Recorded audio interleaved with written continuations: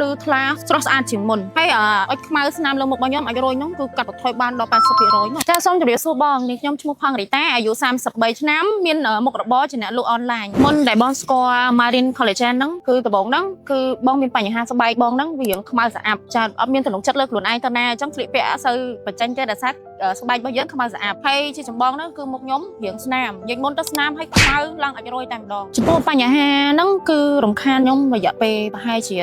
5 ឆ្នាំហើយអញ្ចឹងមានអារម្មណ៍ថាសម្ពាធតែម្ដងបងស្គាល់តាមប្តីបងគាត់ណែនាំឲ្យប្រើព្រោះដោយសារគាត់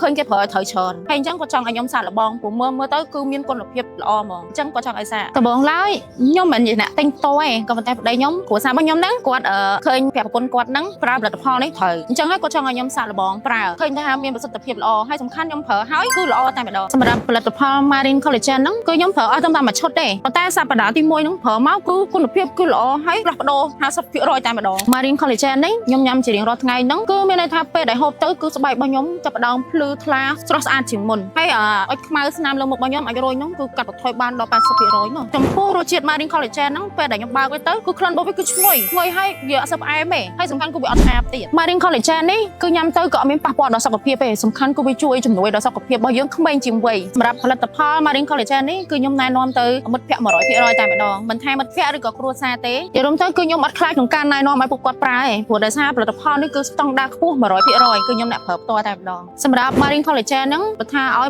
ប្រឈប់អត់ទេគឺខ្ញុំអត់អាចប្រឈប់បានទេខ្ញុំត្រូវការបន្តញ៉ាំរាល់ថ្ងៃដោយសារវាជួយទីមួយយើងញ៉ាំទៅធ្វើឲ្យយើងនឹងមានសុខភាពល្អហើយញ៉ាំហើយមានអារម្មណ៍ថាខ្លួនឯងក្មេងជាងមុន5ឆ្នាំមកទីចុងក្រោយខ្ញុំសូមអរគុណទៅដល់ Marine Collagen នេះផងដែរហើយវាជួយធ្វើឲ្យខ្ញុំនឹងមានសុខភាពល្អសម្រាប់កាន់តែស្អាតមិនត្រឹមតែប៉ុណ្នេះទេគឺខ្ញុំទិញជូនទៅដល់គ្រួសាររបស់ខ្ញុំដែរចឹងខ្ញុំអរគុណខ្លាំងមែនទែនចំពោះ Marine Collagen ចឹងបានសម្រាប់ក្មេងជាងវ័យត្រូវញ៉ាំ Collagen សកាត្រីសមុទ្រទឹកជ្រៅ